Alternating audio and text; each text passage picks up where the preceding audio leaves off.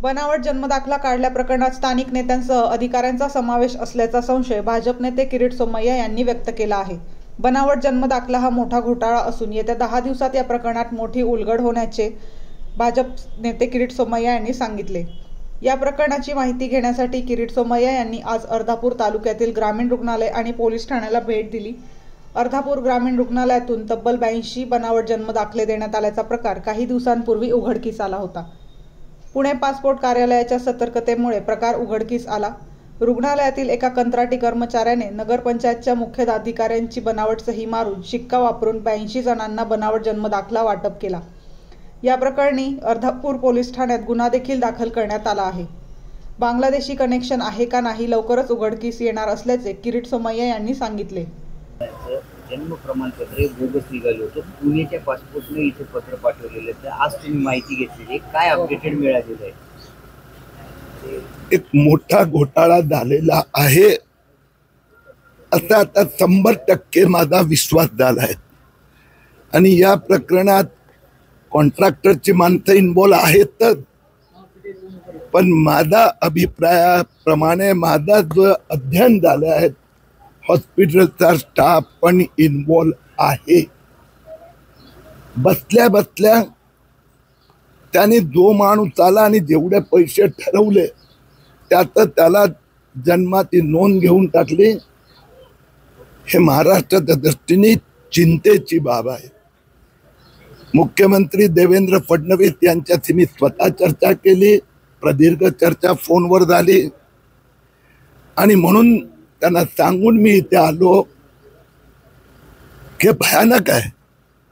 म्हणजे ज्याच्याकडे इथे जन्म झाला ते एकही कागद नाही, कुठलाच पुरावा नाही, असा लोकांनी येऊन यांना सांगितलं आणि यांनी टाकलं. महत्वाची बाब अशी आहे की हॉस्पिटलमध्ये फक्त इथे ज्यांचा जन्म झाला त्यांची नोंद घेता येऊ शकते. इतरांना तहसीलदारकडे जावं लागते किंवा नगरपालिकेत. माझ्या दृष्टीने आणि म्हणून मी ताबडतोब मागणी करणाऱ्या संबंधित अधिकाऱ्यांकडे की इथला जो संबंधित स्टाफ आहे त्यांना ताबडतोब सक्तीच्या रजेवर पाठवावा, नाहीतर तपास व्यवस्थित होऊ शकणार नाही.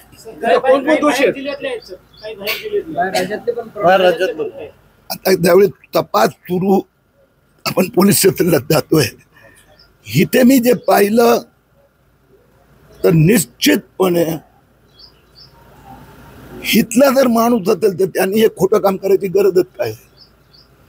हॉस्पिटलला अधिकार काय आहे? 21 वर्षाचा शिशूपर्यंत नवजात मुलांची नोंद घेणं. बाकी असेल तर मॅक्झिमम 1 वर्षाचं पण इथेच जन्माला आलेलं मूल, हे ज्यांचे 1993 असेल, 1983 असेल, 2004 असेल, 2007 असेल, त्यांची यांनी नोंद घेतली. आणि एवढी प्रदीर्घ चर्चा झाली. हॉस्पिटलचा स्टाफ 100% इन्व्हॉल्व आहे. ज्या पद्धतीने हे प्रकरण तुम्ही गांभीर्याने घेतलं ते बांगलादेशी टेन्शन वाटतं काय?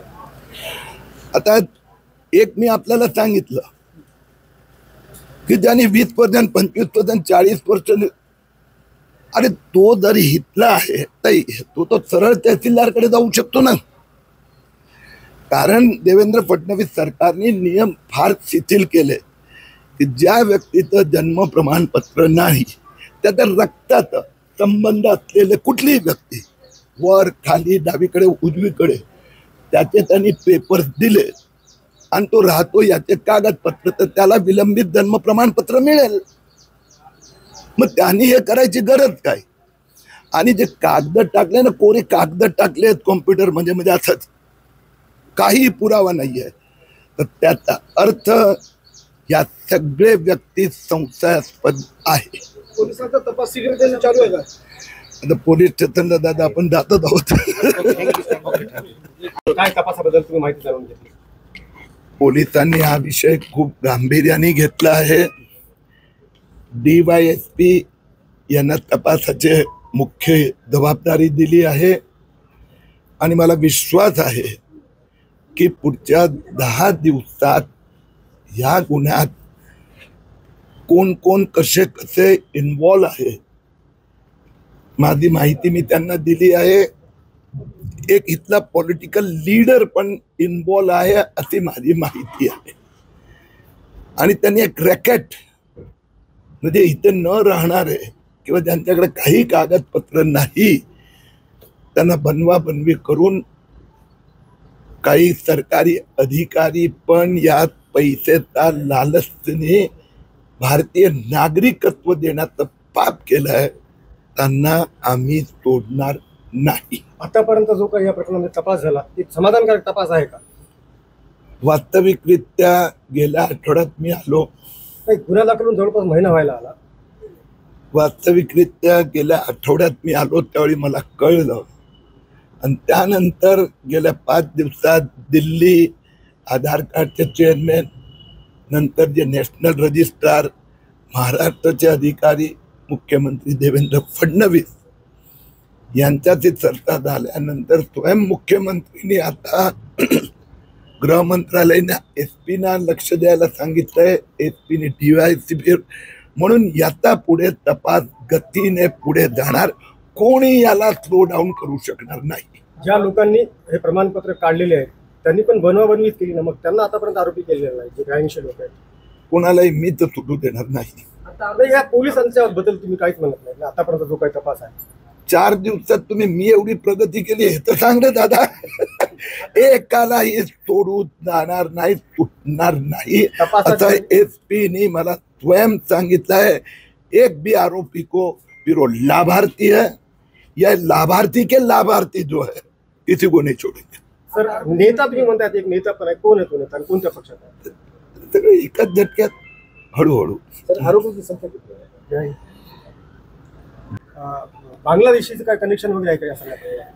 मी फक्त सोप्या भाषेत सांगितलं जो इथला नाही आहे, ज्याच्याकडे इथलं काहीच कागदपत्र नाही आहे, इथलं जन्म प्रमाणपत्र नाही आहे, असेही 80 लोक आहेत. ते भारतीय नाहीत का? आता ते तर शोधणार ना पोलीस. ज्यांच्याकडे कागदपत्र नाहीत, तुमच्याकडे आहे, माझ्याकडे आहे, सगळ्यांकडे आहेत, यांच्याकडे नाही म्हणूनच त्यांनी असे खोटे कागदपत्र दिले. कोरे कागद देऊन त्याला हॉस्पिटलने जन्म प्रमाणपत्र दिलं आहे.